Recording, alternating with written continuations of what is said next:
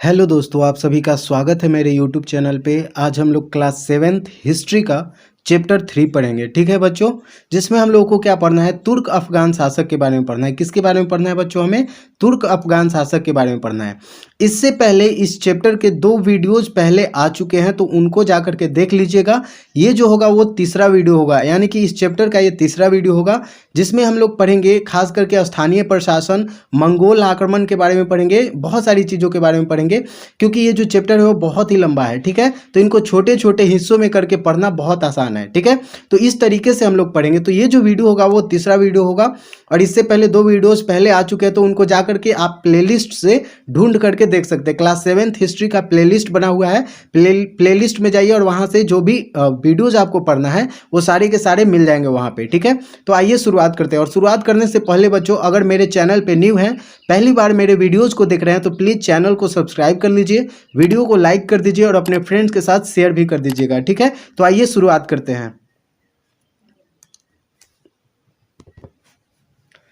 तो बच्चों, इससे पहले ये जो दूसरा वीडियो था उसमें हम लोगों ने केंद्रीय प्रशासन, यानी कि जो दिल्ली सल्तनत का केंद्रीय प्रशासन था उसके बारे में हम लोगों ने पढ़ा था। ठीक है, उसके बाद हमने अक्ता व्यवस्था को भी देखा था कि ये अक्ता व्यवस्था क्या है। ठीक है, उसके बाद अब हमें पढ़ना है बच्चों, इसमें हमें पढ़ना है स्थानीय प्रशासन के बारे में, यानी कि जो दिल्ली सल्तनत था उसका स्थानीय प्रशासन, यानी कि लोकल लेवल पे जो राजा है वो किस प्रकार से लोगों को मैनेज करता था। तो क्या करा है बच्चों की समकालीन स्रोतों से हमें सिक नामक एक प्रशासनिक इकाई का वर्णन मिलता है। ठीक है, और सिक मतलब क्या होता है? सिकदार राजस्व अधिकारी होता था। सिकदार को क्या बोलते थे?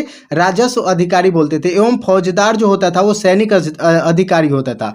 सिख से जुड़े जो पदाधिकारी थे, ये दोनों जो क्या थे, सिख से जुड़े हुए पदाधिकारी थे। एक तो हो गया सिकदार और दूसरा हो गया फौजदार। तो सिकदार का काम क्या होता था? राजस्व वसूलना। राजस्व का मतलब क्या है? टैक्स वसूलना, रिवेन्यू। इंग्लिश में इसको क्या बोलते हैं बच्चों? रिवेन्यू बोलते। तो टैक्स वसूलने का काम करते थे। और दूसरा जो होता था फौजदार। ये फौजदार का काम क्या होता था कि जो भी ये जो मतलब लड़ाई झगड़े से रिलेटेड जो मैटर होता था, लॉ एंड ऑर्डर मेंटेन करने की बात आती थी, कानून व्यवस्था देखने की, तो उसका काम किसका होता था? फौजदार का होता था, जिसको सैनिक अधिकारी भी बोलते थे। और क्या करें कि ये अपने इलाके में शांति व्यवस्था कायम करने का काम करते थे। तो ये लोग क्या काम करते थे? अपने अपने जो इलाके, जो सिख मिला हुआ था, वहां पे शांति व्यवस्था कायम करने का प्रयास करते थे, और साथ ही साथ राजस्व की वसूली भी इनके द्वारा की जाती थी। ठीक है, अब बात करें कि चौधरी लगभग 100 गांव का प्रधान होता था। तो हम लोग देखते हैं ना कि चौधरी है, चौधरी, तो चौधरी कहने का मतलब क्या हुआ कि उस समय का जो भी चौधरी होता था वो क्या होता था? 100 गांवों का प्रधान होता था। और बाद के समय में यह जो परंपरा है, परगना नामक प्रशासनिक इकाई का केंद्र बन गया। ठीक है, और गांव शासन की सबसे छोटी इकाई थी, और गांव के प्रमुख अधिकारी खुद मुकदम एवं पटवारी थे। तो गांव, अगर देखा जाए कि जो दिल्ली सल्तनत है, तो इसका सबसे जो छोटा इकाई होता था उसको क्या बोलते थे? वो क्या होता था? गांव होता था। और गांव का जो अधिकारी होता था उसको क्या बोलते थे? तो खुद होता था, मुकदम होता था, और पटवारी होता था। और पटवारी लेखा पदाधिकारी होता था। पटवारी क्या होता था? लेखा पदाधिकारी। और आज भी हम लोग देखते हैं कि अलग अलग ब्लॉकों में पटवारी होता है, जो जितने भी रिवेन्यू से रिलेटेड, जो खेतों से रिलेटेड जो काम, जमीन का जो कारोबार है राज्य सरकार के द्वारा, वो मेंटेन करने का काम करता है। ठीक है, तो क्या करें कि जो गांव की भूमि एवं लगान का लेखा जोखा रखता था उसको क्या बोलते थे? पटवारी बोलते थे। और गांव में ग्राम पंचायतें जो होती थी वो क्या करती थी? झगड़ा का निपटारे का काम करती थी। और अभी तक देखा जाए तो उसी तरीके का कुछ व्यवस्था अभी भी आपको देखने को मिलता है। ठीक है, आज से कुछ मिलता जुलता है। वही अगर बात करें मंगोलों का खतरा, तो देखो बच्चों क्या है कि अगर आप इंडिया का मैप देखोगे, यहाँ पे अगर हम इंडिया का मैप ड्रॉ करें तो कुछ इस प्रकार का है। ठीक है, इसका जो उत्तरी हिस्सा है, और यहाँ पे गुजरात हो गया, ऐसे करते करते यहाँ पे आते हैं। तो देखो ये उत्तरी हिस्सा है। ठीक है, ये जम्मू कश्मीर वाला एरिया है, ये इधर क्या हो गया? ये पाकिस्तान वाला एरिया है। ठीक है, पहले पंजाब सिंध था वाला एरिया, और इधर जो है वो अफगानिस्तान हो गया, और इधर वाला जो एरिया है वो सब क्या था? मंगोल। ये वाला जो क्षेत्र था वो किस नाम से जाना जाता था? मंगोल के नाम से जाना जाता था। आज भी क्या है? मंगोलिया है। ठीक है, चाइना के इधर है, ये हो गया चाइना, और चाइना के इधर क्या है? मंगोलिया है, और इधर रूस हो गया। ठीक है, तो ये जो क्षेत्र है यहाँ से बहुत सारे अटैक्स होते थे। क्या होते थे? मंगोल जो आक्रमणकारी होते थे वो भारत के ऊपर अटैक करते थे। ठीक है, अब देखो क्या करें यहाँ पे कि मंगोल 1219 में मंगोल के ने चंगेज खां के नेतृत्व में ट्रांस ऑक्सिनिया यानी कि उज्बेकिस्तान पर हमला किया। तो जो मंगोल होते थे, तो मंगोल जो है वो 1219 ईस्वी में क्या किया कि चंगेज खां मंगोल का एक क्या था, आक्रमणकारी था। वो क्या किया था, उज्बेकिस्तान पर अटैक किया था और इराक शीघ्र ही बाद में दिल्ली के तुर्क राज्य पर उनका क्या हो गया, आक्रमण झेलना पड़ा। और अलाउद्दीन खिलजी एवं मोहम्मद बिन तुगलक के शासनकाल में दिल्ली पर मंगोलों के आक्रमण जो है वो बढ़ गए थे और इससे मजबूर होकर दोनों सुल्तानों का एक विशाल सेना, दोनों सुल्तानों को क्या करना पड़ा, एक विशाल सेना खड़ी करनी पड़ी। और इतनी बड़ी सेना को संभालना जो है प्रशासन के लिए एक बड़ी चुनौती थी। अब जानते हैं कि जब आपका दुश्मन बड़ा होगा, जब शत्रु बड़ा होगा, तो आपका जो सैनिक उपकरण है और सैन्य शक्ति है वो आपको क्या होने चाहिए, मजबूत होने चाहिए। तो जब सैन्य शक्ति, जब सेना रखिएगा तो सेना को क्या देना पड़ेगा, वेतन देना पड़ेगा, सेना के ऊपर खर्च होंगे। तो उस खर्च को मेंटेन करना क्या था, एक बहुत बड़ी समस्या का सामना करना पड़ता था, एक बहुत बड़ी चुनौती थी इन दोनों सुल्तानों के लिए। किसको किसको, एक तो हो गया अलाउद्दीन खिलजी और दूसरा हो गया मोहम्मद बिन तुगलक, इन दोनों को। इसी के समय में जो मंगोलों का आक्रमण है वो बहुत बड़ी मात्रा में हुआ था, ठीक है, बहुत बड़ी संख्या में हुआ था। और क्या करें कि इतनी बड़ी सेना को संभालना प्रशासन के लिए कड़ी चुनौती थी और इस चुनौती का सामना दिल्ली के सुल्तानों ने कैसे किया, आइए देखते हैं, ठीक है। तो अब देखो क्या करें, हमें सैनिक प्रशासन के बारे में पढ़ना है। अब क्या है कि सैनिक विभाग दीवाने अर्ज बोलते थे। तो उस समय जो सेना का, आज क्या है, मिनिस्ट्री ऑफ डिफेंस है। अगर बात किया जाए आज के समय में तो मिनिस्ट्री ऑफ क्या है, मिनिस्ट्री ऑफ डिफेंस आपको देखने को मिल जाए। जो हमारा जो सैनिक डिपार्टमेंट है उसको क्या बोलते हैं, मिनिस्ट्री ऑफ डिफेंस बोलते हैं। और उस समय जो दिल्ली सल्तनत के समय में जो सैन्य डिपार्टमेंट था उसको क्या बोलते थे, दीवाने अर्ज बोलते थे। क्या बोलते थे, दीवाने अर्ज, ठीक है। आज रक्षा मंत्रालय बोलते हैं, पहले क्या बोलते थे इसको, दिल्ली सल्तनत के काल में बच्चों तो दीवाने अर्ज बोलते थे। और इसका जो हेड होता था, आज क्या है, आज रक्षा मंत्री कौन है, राजनाथ सिंह जी हैं। तो अगर बात करें कि उस समय जो सेना का अधिकारी, उस समय जो इस विभाग का अधिकारी होता था उसको क्या बोलते थे, आरिज ए मुमालिक बोलते थे। क्या बोलते थे, आरिज ए मुमालिक, ठीक है। जिस प्रकार आज के रक्षा मंत्री हैं उस प्रकार के जो उस समय दिल्ली सल्तनत के जो अधिकारी होते थे उसको क्या बोलते थे, आरिज ए मुमालिक। और वह सैनिकों की भर्ती, निरीक्षण एवं वेतन देने का कार्य करता था। और दिल्ली के तुर्क सुल्तानों ने विशाल सेना का निर्माण किया था और उसकी देखरेख पर विशेष ध्यान देते थे। और अलाउद्दीन खिलजी ने सेना की भर्ती एवं देखभाल के लिए क्या किया था, कुछ नियम बनाए थे। और नियम क्या था कि उसने सैनिकों का हुलिये पहचान चिन्ह रखने पर जोर दिया था। और उसने यह भी आदेश दिया था कि घोड़ों पर दाग लगाया जाए ताकि निरीक्षण के समय कोई भी सेनानायक गलत तरीका अपना करके बार बार एक ही घोड़ा न दिखा सके और निम्न कोटि के घोड़े न रख सके। प्रारंभिक तुर्क सुल्तानों के समय में घुड़सवार सैनिकों के नगद वेतन के लिए दिल्ली के निकट के गाँवों में भूमि वसूलने का अधिकार दिया गया था। अलाउद्दीन खिलजी ने अपने सैनिकों को जो है वो वेतन देने की शुरुआत की थी, नगद वेतन देने की शुरुआत की थी। क्या की थी, नगद वेतन देने की शुरुआत की थी। और उसके समय में एक क्या कहा जाता है कि एक घुड़सवार जो सैनिक को लगभग 234 टका प्रति वर्ष वेतन मिलता था। तो कितना मिलता था बच्चों, 234 टका प्रति वर्ष वेतन मिलता था। अब देखो यहाँ पे जो अलाउद्दीन खिलजी है वो एक अलग तरीके का, मतलब जब सैनिक उसने रखा तो एक अलग तरीके का व्यवस्था अपनाया। क्या अपनाया कि जो सैनिक होगा उसको अलग तरीके का पहचान दिया जाएगा, जिससे कि उसकी पहचान की जा सके। और साथ ही साथ जो घोड़ा वो रखेगा, जो भी घुड़सवार सैनिक होता था तो जो भी घोड़ा रखेगा उस घोड़े पे भी दाग व्यवस्था की जाएगी, मतलब एक निशान मारा जाएगा, मतलब वहाँ पे एक निशान लगाया जाएगा घोड़े के ऊपर, जिससे कि पहचान की जा सके, जैसे नंबरिंग टाइप का, कि एक ही घोड़ा कोई भी व्यक्ति बार बार उसको न दिखा सके, ठीक है। और क्या करें कि जो अतिरिक्त घोड़ा रखता था उसे 78 टंका और मिलते थे।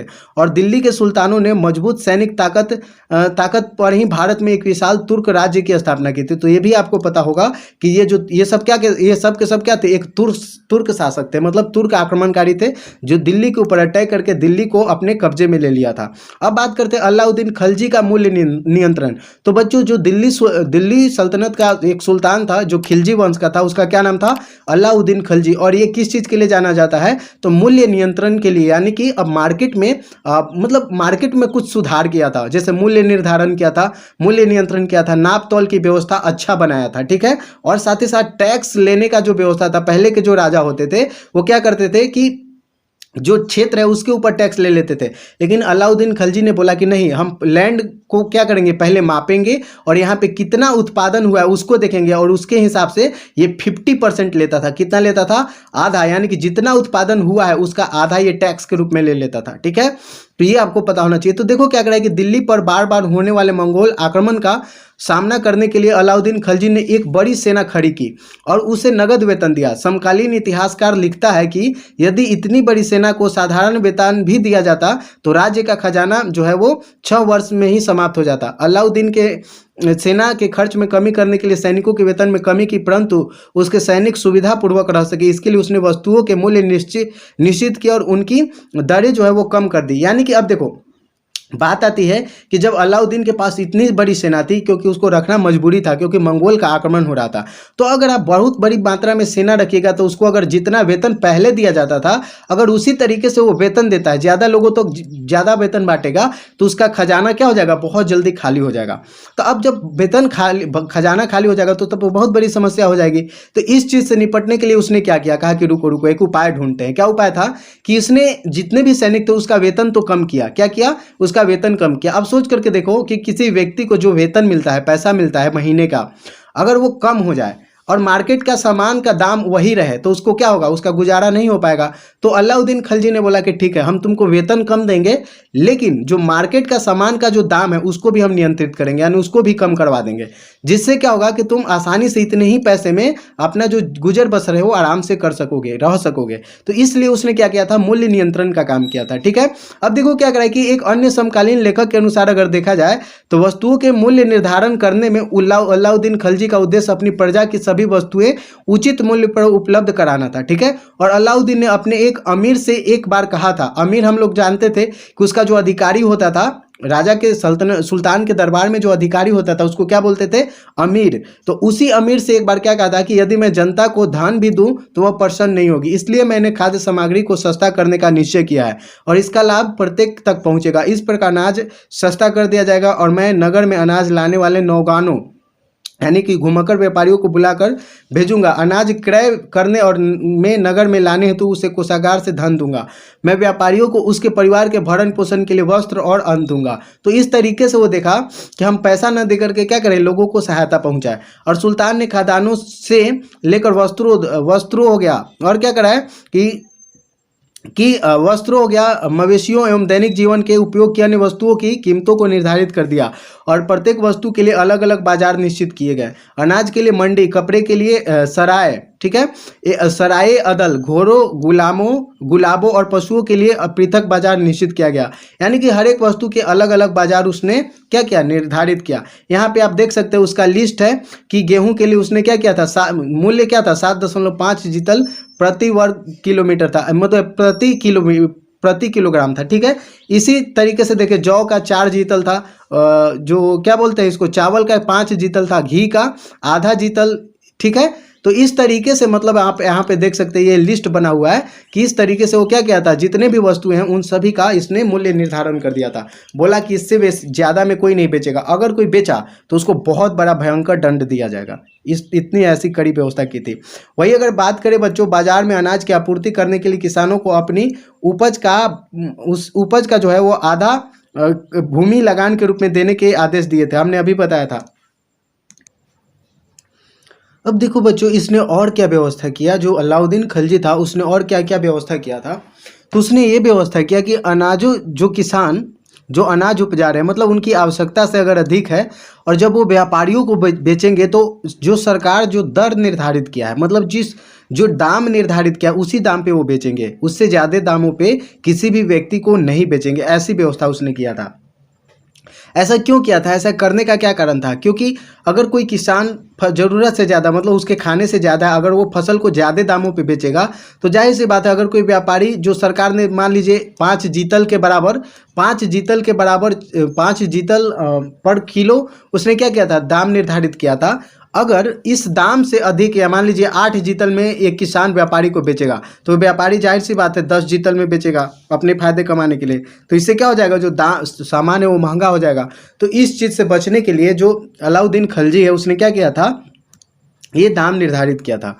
अब देखो क्या करा कि जो अनाज होता था वो गांवों से बाजार तक लाने की जिम्मेवारी जो है वो बंजारों को दी गई और लगान के रूप में प्राप्त अनाज को, जो लगान के रूप में अनाज प्राप्त होता है वो दिल्ली स्थित सरकारी गोदामों में जमा कर लिया जाता था ताकि अकाल के समय बाजार में अनाज की पूर्ति की जा सके, और कपड़े के व्यापारियों को बाहर से कपड़े लाने के लिए अग्रिम धन देने की व्यवस्था की गई थी, और सभी व्यापारियों को एक निश्चित मात्रा में वस्तु लाने एवं बेचने के लिए बाध्य किया जाता था। ये बोला जाता था कि आपको इतना सामान जो है वो ला करके बेचना ही बेचना है।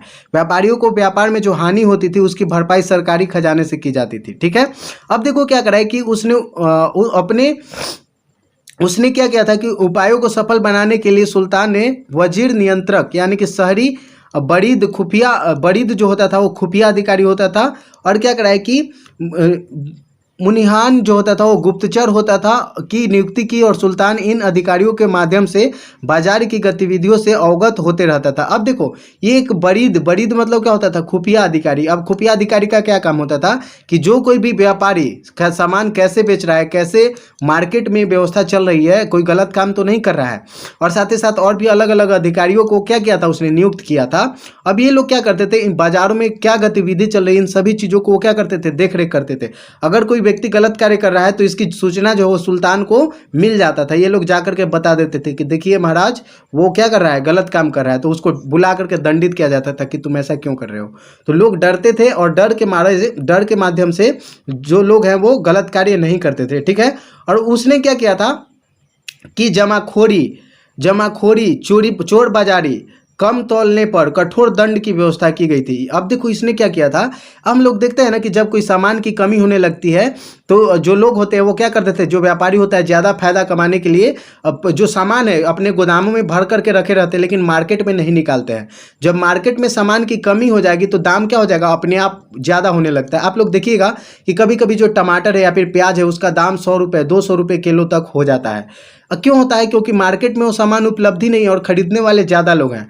तो क्या होगा कि सामान का दाम ऊपर चला जाएगा, और जब सामान का दाम बहुत ज़्यादा हो जाएगा तब ये लोग अपने अपने गोदाम से ला करके बेचना शुरू करते हैं, जिससे ज़्यादा इनको फायदा हो सके। तो इसको क्या बोलते हैं, जमाखोरी बोलते हैं। इस व्यवस्था को क्या बोलते हैं बच्चों, जमाखोरी बोलते हैं, या फिर चोर बाजारी बोलते हैं। ठीक है, या फिर कम तौलने पर हम लोग देखते हैं ना कि जो कोई सामान खरीदने गए तो वहाँ पे कम सामान दे दिया 1 ही किलो का बटखारा चढ़ाया, लेकिन ऐसे तरीके से मतलब चोरी किया कि वो क्या हो जाएगा, सामान कम ही मिलेगा। तो अगर कोई व्यक्ति ऐसे करते हुए पकड़ा जाता था तो उसको कठोर दंड दिया जाता था। क्या किया जाता था बच्चों, कठोर दंड की व्यवस्था थी।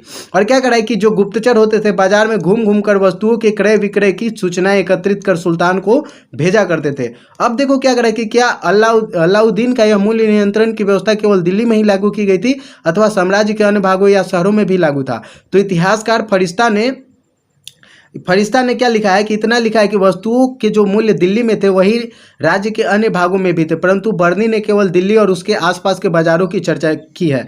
और उसने लिखा है कि सुल्तान की नीतियों और नियमों से अनेक वस्तुएं दिल्ली में सस्ती हो गई थी और वर्षों तक सस्ती रही।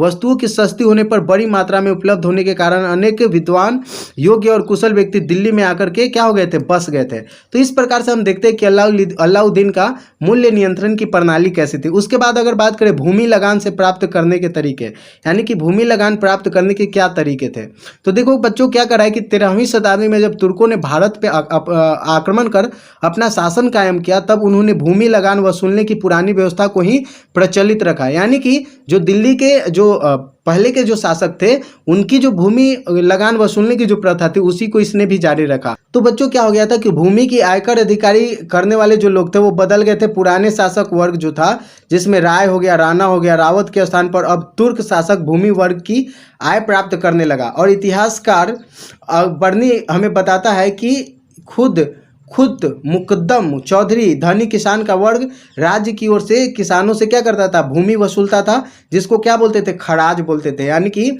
जो वैसा जो टैक्स जो राजा के द्वारा लिया जाता था भूमि कर के रूप में उसको क्या बोलते थे, खराज बोलते थे।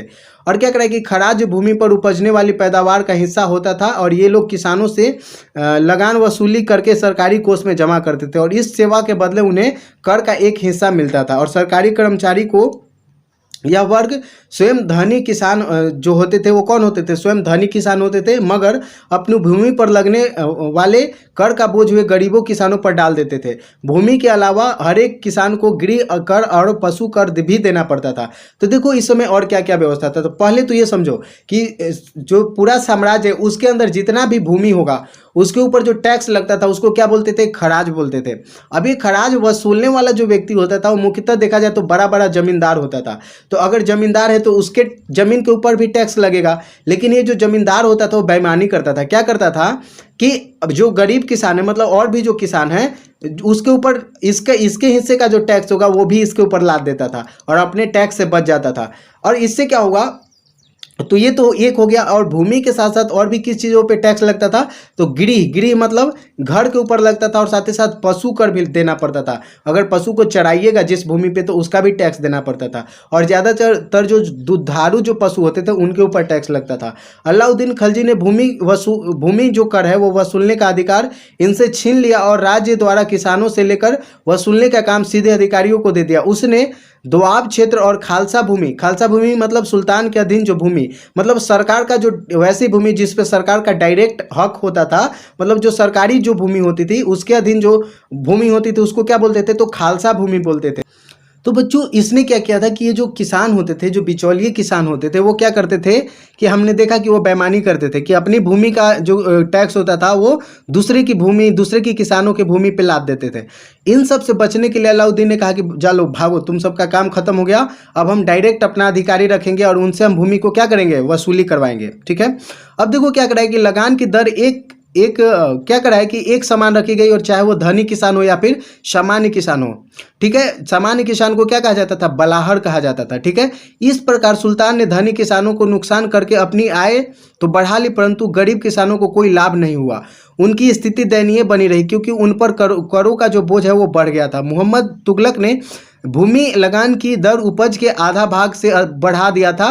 साथ ही कुछ नए कर भी लगाए गए थे। दूसरे जो कर थे उनकी क्या किया गया था, यहाँ पे अगर देखा जाए तो जो मोहम्मद बिन तुगलक था वो क्या किया था कि गृह करों को सख्ती से मतलब जो और भी कर होते थे, जैसे पशु चारण जो भूमि होता था उससे जो टैक्स लिया जाता था, साथ ही साथ जो घरों का जो टैक्स होता था उसको सख्ती से वसूला जाने लगा। इन प्रयासों से किसानों का क्या हो गया, तबाही का सामना करना पड़ा, और जो किसान है वो क्या हो गया, विद्रोही हो गए। मतलब अब सोच करके देखो ना कि जिस क्षेत्र पे किसान मतलब फसल उपजा रहे हैं, और कभी कभी ऐसा होता था मोहम्मद बिन तुगलक के समय में क्या हुआ था कि कभी कभी ऐसा होता था कि मान लीजिए किसान की भूमि जो है वहाँ पे अगर क्या बोला जाए कि अगर वो फसल उपजा रहे हैं और कभी कभी देखते हैं कि मान लीजिए ज़्यादा बारिश हो गया, फिर कभी बारिश नहीं हुआ, सुखाड़ हो गया, तो फसल क्या हो जाता था, नष्ट हो जाता था। तो उस ही स्थिति में भी जो ये जो सुल्तान होता था वो ज़बरदस्ती टैक्स वसूलता था।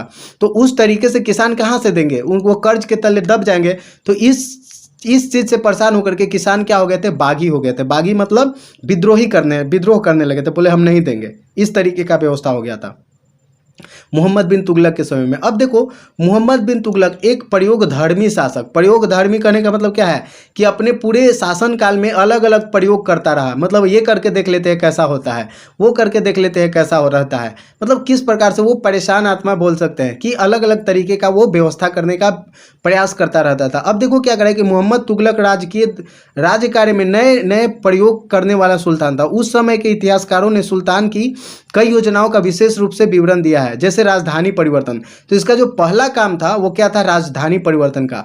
अब ये राजधानी परिवर्तन करने का मतलब क्या हुआ कि सुल्तान ने संभवतः 1327 ईस्वी में देवगिरी को राजधानी बनाने का निर्णय लिया था और उसका नाम बदल करके दौलताबाद रखा था।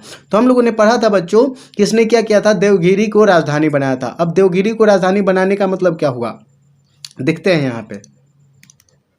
अगर आप इस मैप को देखिएगा बच्चों तो आपको यहाँ पे क्या समझ में आएगा कि दिल्ली सल्तनत का जो राजधानी था वो क्या था, दिल्ली था। कौन था, दिल्ली। ठीक है, दिल्ली सल्तनत का क्या था, राजधानी था। लेकिन जब मोहम्मद बिन तुगलक यहाँ पे शासक बनता है तो वो क्या डिसाइड करता है कि हम दिल्ली से अपनी राजधानी को हटा करके कहाँ पे लाएंगे, देवगिरी। कहाँ लाएंगे, देवगिरी। और यहाँ पे हम क्या करेंगे, अपनी राजधानी को बनाएंगे।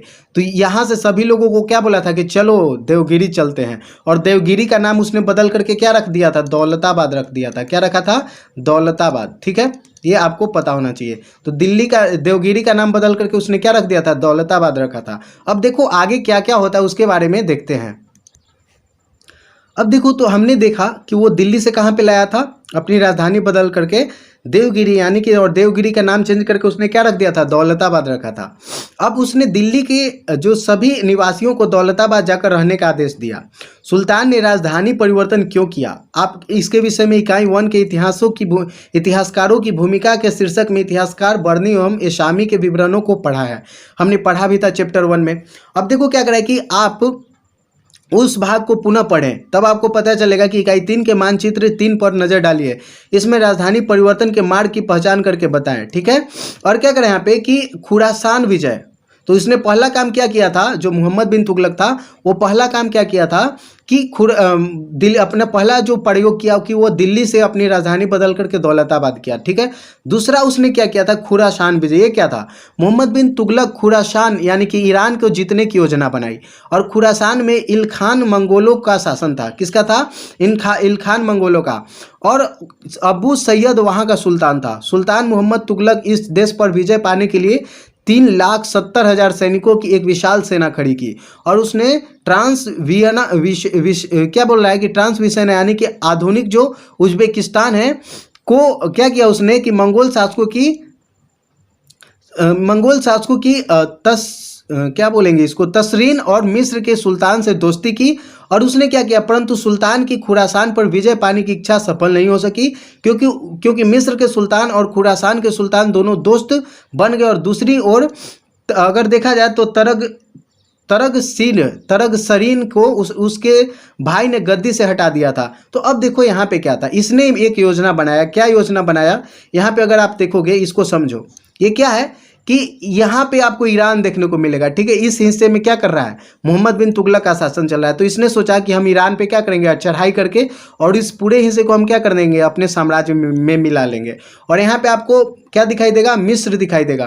तो इसने मिस्र से दोस्ती की और बोला कि भाई हम जब इस पे अटैक करेंगे तो तुम मुझे सपोर्ट करना।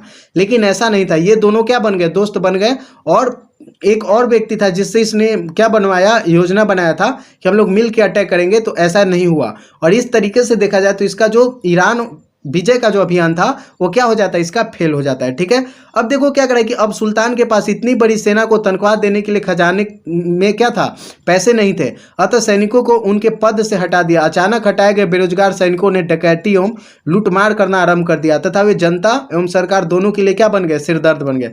जाहिर सी बात है कि जब काम लगेगा आपको तो आप सैनिक रख लिए, और जब आपको जरूरत नहीं है तो मतलब क्या हो जाएगा, उनको भगा दीजिएगा, तो ऐसा नहीं ना चलेगा। तो इसलिए क्या हो गया कि मोहम्मद बिन तुगलक का जो दूसरा प्रयोग था वो भी फेल हो गया, ठीक है। अब तीसरा प्रयोग इसका देखते हैं, सांकेतिक मुद्रा का प्रचलन। अब देखो क्या हुआ, मोहम्मद तुगलक ने अपने सैनिकों को नगद वेतन के लिए आज की कागजी मुद्रा की तरह सांकेतिक सिक्के चलाए। ये सिक्के धातु के बने होते थे, लेकिन ये सिक्के उस समय के परिचालित सोने चांदी के न होकर तांबे जैसी सस्ती धातु से बनाए गए थे। लोगों को इस मुद्रा पर भरोसा नहीं था, क्योंकि सिक्कों की नकल करना आसान था। लोग नकली सिक्के बनाकर क्या करने लगे, तमाम तरह के करों का भुगतान करने लगे, और सोने चांदी के सिक्के बनाकर अपने घरों में जमा करने लगे। अब इससे क्या हो गया किंतु जब व्यापारियों ने सांकेतिक सिक्के को लेने से इनकार कर दिया, तब सुल्तान ने सांकेतिक मुद्रा जो है वो बंद करनी पड़ी। तो ये भी देखिए कि तीसरा जो प्रयोग किया था। अब देखो क्या हुआ था इस समय कि चांदी और सोने की कमी हो गई थी। पहले क्या होता था बच्चों की, जो राजा होता था वो क्या चलवाता था, सिक्का चलवाता था। जब सिक्का चलेगा तो क्या होगा कि सोने चांदी का सिक्के लोग चलवाते थे। अब सोने चांदी की कमी हो गई थी उस समय, ठीक है। तो जब सोने चांदी की कमी हो जाएगी तो मुद्रा तो चाहिए, तो इसने क्या चलवाया, सांकेतिक सिक्का चलाया। जैसे अगर मान लीजिए एक कागज है, कागज को बोला आज हम लोगों के समय क्या चलता है, करेंसी चलता है, तो देखते हैं कागज का नोट होता है 500 2000 का नोट है, 2000 का नोट है, 100 का 200 का नोट है। तो वो क्या है, अगर देखा जाए तो वो कागज है, एक तरीके से देखा जाए तो वो कागज है, उसकी कोई वैल्यू नहीं है। मतलब कागज है तो कागज ही है ना। तो अगर जब तक गवर्नमेंट उसको क्या दी हुई है, मान्यता दी हुई है कि ये कागज लेकर के जो व्यक्ति जाएगा तो उसको 100 रुपया माना जाए। आरबीआई के द्वारा क्या कहा गया है कि मैं धारक को 100 रुपये देने की वचन देता हूं, वहां पे लिखा हुआ होता है। इसका मतलब क्या है कि वो गवर्नमेंट के द्वारा अप्रूव्ड है। मतलब गवर्नमेंट बोल रही है कि हाँ ये जो रुपया है वो किसी व्यक्ति के पास होगा तो उसके पास 100 रुपये का वैल्यू होगा। तो उसी तरीके से इसने क्या चलवाया था, सांकेतिक सिक्का चलवाया था। तो जो लोग थे वो जो व्यापारी होते थे, क्योंकि अगर देखा जाए तो नकली सिक्के ढालने की व्यवस्था लोग कर चुके थे, और इससे क्या हो गया था कि जो व्यापारी होते थे बोलते ना ना हम ये व्यवस्था नहीं मानेंगे, तो ये भी क्या हो गया था, मोहम्मद बिन तुगलक का जो ये व्यवस्था था वो भी बंद करना पड़ा। तीसरा, अगर चौथा देखा जाए तो कृषि सुधार। अब कृषि सुधार में क्या था कि मोहम्मद तुगलक ने कृषि के विस्तार एवं सुधार के लिए योजना बनाई। दीवाने अमीर को ही यानी कि कृषि विभाग बना करके एक नया विभाग बनवाया, जिनमें क्या हुआ कि 60 वर्ग मील का क्षेत्र सौंपा गया, और उसने कृषि के क्षेत्र में विस्तार करने के लिए ऐसी योजना बनाई कि थोड़ी सी जमीन भी खाली न पड़े। सुल्तान का इरादा बंजर भूमि को भी खेती करने लायक बनाने का था। किसानों को बीज, हल, बैल खरीदने एवं कुआं खुदवाने के लिए 70 लाख टंकी की भारी रकम कृषि ऋण के लिए मंजूर किया। परंतु क्या हो गया कि बंजर भूमि का हजारवां भाग भी खेती के लायक नहीं बनाया जा सके। सुल्तान को जिन अधिकारियों ने नियुक्त किया था, वे क्या हो गया कि सुल्तान के द्वारा जिन अधिकारियों को नियुक्त किया गया था वे इस काम को करने के योग्य नहीं थे, और अधिकारियों के भ्रष्टाचार के कारण सुल्तान के द्वारा मंजूर किए गए कृषि ऋण शायद ही कोई अंश किसानों को मिल पाया। अतः किसान भी इस योजना के प्रति उदासीन रहे। तो जितना भी ये प्रयोग किया, हम लोग क्या देखें कि सुल्तान जो मोहम्मद बिन तुगलक था वो जितना भी प्रयोग कर रहा था वो सब के सब क्या हो रहे थे, इसके फेल हो रहे थे। ठीक है, अब देखो सल्तनत काल में कृषि उत्पादन, पहले देख लेते हैं कि सल्तनत काल में जितने भी शासक हुए उनके अंदर जो कृषि उत्पादन है वो किस प्रकार के रहा। तो क्या बोला जाता है बच्चों कि 13वीं-14वीं शताब्दी में भूमि और व्यक्ति का अनुपात बहुत अनुकूल था, अर्थात काफ़ी मात्रा में भूमि उपलब्ध थी और उस पर खेती करने वालों की संख्या कम थी। किसानों द्वारा जो है बड़ी संख्या में फसलें उगाई जाती थी, जैसे ठक्कुर फेरू जो अलाउद्दीन खिलजी के समय में दिल्ली के टकसाल बोलते हैं, टकसाल के प्रमुख था। करीब 50 फसलों के नाम जो है वो गिनाते थे। और क्या बोल रहा है यहाँ पे कि फसलों में वह जो था वो क्या था, गेहूं था, धान, मोटे अनाज जिसको जौ, ज्वार और बाजरा बोलते थे, तथा दलहन, उड़द हो गया, मूंग हो गया के क्या था, विवरण देता है। नकदी फसलों में वह गन्ना हो गया, कपास हो गया, तेल उत्पादन करने वाले फसलें हो गए, तिल और अलसी के नाम भी बताते हैं। और क्या बोला जा रहा है कि और भी फसलों की अगर बात किया जाए तो अनेक फसलों के उत्पादन के भी संकेत मिलते हैं। और क्या कहा जा रहा है कि ईरान के इलखान शासकों द्वारा अपने देश में नील की खेती को बढ़ावा दिया जा रहा था ताकि भारत पर निर्भरता कम हो सके। और मोहम्मद बिन तुगलक किसानों को सलाह दिया करता था कि वे अपनी फसलों में सुधार करें और गेहूं की जगह गन्ना और अन्न की जगह अंगूर बोए। चीनी यात्री जो क्या है, क्या बोला जा रहा है कि चीनी यात्री जो है फाहियान से बंगाल में रेशम के कीड़े पालने की जानकारी प्राप्त होती है। ठीक है, अब देखो क्या कर यहाँ पे नहरों द्वारा सिंचाई। तो जो किसान होते थे वो अलग अलग तरीके से क्या करते थे, अपनी फसलों की सिंचाई करते थे, और उन्हीं में से अगर देखा जाए तो नहरों द्वारा सिंचाई करते थे। तो नहरों की सिंचाई की व्यवस्था क्या थी, तो देखो क्या करा है कि समकालीन स्रोतों से हमें नहरों द्वारा सिंचाई किए जाने का विवरण मिलता है। जैसे फिरोज शाह तुगलक द्वारा कई नहरें खुदवाने का काम किया गया था उसने। अब देखो मोहम्मद बिन तुगलक के बाद जो नया शासक बनता है वो कौन बनता है, फिरोज शाह तुगलक। और फिरोज शाह तुगलक जो है वो बहुत सारे नहरें बनवाई थी किसानों के फायदे के लिए। उसने यमुना नदी से हिसार पानी ले जाने के लिए नहरें बनवाई। दोआब में काली नदी से एक नहर खुदवाया जो दिल्ली के पास यमुना नदी से मिलती थी। एक नहर सतलज और घग्गर नदी से निकलवाई। नहरों द्वारा सिंचाई के कारण पूर्वी पंजाब में कृषि का बहुत विस्तार हुआ और भूमि का एक बड़ा भाग जो था वो लगभग 80 कोस में फैला था। और ऐसा कहा जाता है बच्चों कि उलगुन खानी नामक 2 नहरों से सींचा जाता था और इससे नहरों के किनारे 52 कृषि बस्तियां बसाई गई थी और एक भी गांव जो है वो उजाड़ नहीं रह गया और एक गज भूमि भी ऐसा नहीं था जहां पे खेती न होती थी। यानी कि फिरोज शाह तुगलक ने बहुत ही अच्छा काम किया जो कि मोहम्मद बिन तुगलक के बाद शासक बना था और उसने बहुत सारे नहरों का निर्माण करवाया। अब देखो क्या पढ़ना है बच्चों की सल्तनत काल में किसानों का जीवन, यानी कि जो किसान होते थे उनका सल्तनत काल में कैसा लाइफ था। तो देखो क्या करा है कि सल्तनत काल में आबादी का एक बड़ा भाग जो था वो क्या था, किसान था जो गांव में रहता था और एक गांव में लगभग 200 से 300 लोग रहा करते थे। और किसानों द्वारा व्यक्तिगत रूप से देखा जाए तो खेती का काम किया जाता था। क्या किया जाता था, खेती का काम किया जाता था। और विभिन्न आकार की भूमि पर किसानों जो होते थे वो किसानों का स्वामित्व होता था। और एक तो बड़े भूमि में जो है वो किसान खुद मालिक होता था और मुकद्दम एवं चौधरी होते थे, जबकि दूसरी ओर भूमि के छोटे छोटे टुकड़ों पर उसका जो स्वामी होता था वो क्या होता था, बलहार किसान होता था जो गांव में निम्न कोटि का माना जाता था। किसानों के के क्या होता था कि नीचे भूमिहीन निम्न जातियों का एक समूह रहना होता था, परंतु उनके विषय में कम जानकारियां मिलती। और किसान खेती के औजारों के स्वयं मालिक होते थे और किसानों के आमतौर पर एक जोड़ा बैल और हल होता था। साधारण किसान फूस की छप्पर वाली मिट्टी के झोपड़ियों में रहते थे जिन्हें बांसों पर टिकाया जाता था और इनके घर जाड़े, बरसात एवं गर्मी से बचने के लिए न्यूनतम जरूरतों को पूरा करता था। और क्या करा कि ये जो किसान होते थे वो खाना पकाने एवं खाने के लिए मिट्टी के बर्तनों का इस्तेमाल करते थे।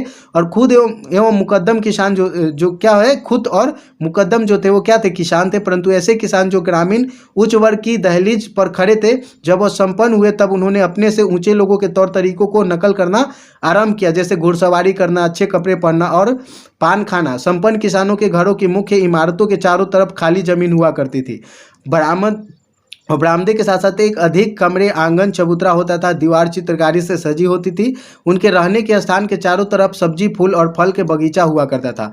यानी कि इस तरीके से हम लोग देखें तो किसानों का क्या लाइफ था उसके बारे में भी हम लोगों ने देख लिया। अब इसके जितने भी क्वेश्चन आंसर्स हैं उनको हम लोग नेक्स्ट वीडियो में करेंगे। तो इस वीडियो में इतना ही रहने देते हैं। ये जो चैप्टर 3 है वो क्या होता है, कंप्लीट होता है। हम लोग इसके क्वेश्चन आंसर को नेक्स्ट वीडियो में देखेंगे। तो इस वीडियो में इतना ही रहने देते हैं बच्चों। मिलते हैं नेक्स्ट वीडियो में, तब तक के लिए धन्यवाद। और अभी तक चैनल को सब्सक्राइब नहीं किया है तो प्लीज़ चैनल को सब्सक्राइब कर दीजिए, वीडियो को लाइक कर दीजिए और अपने फ्रेंड्स के साथ शेयर भी कर दीजिएगा, ठीक है। तो मिलते हैं नेक्स्ट वीडियो में, टेक केयर।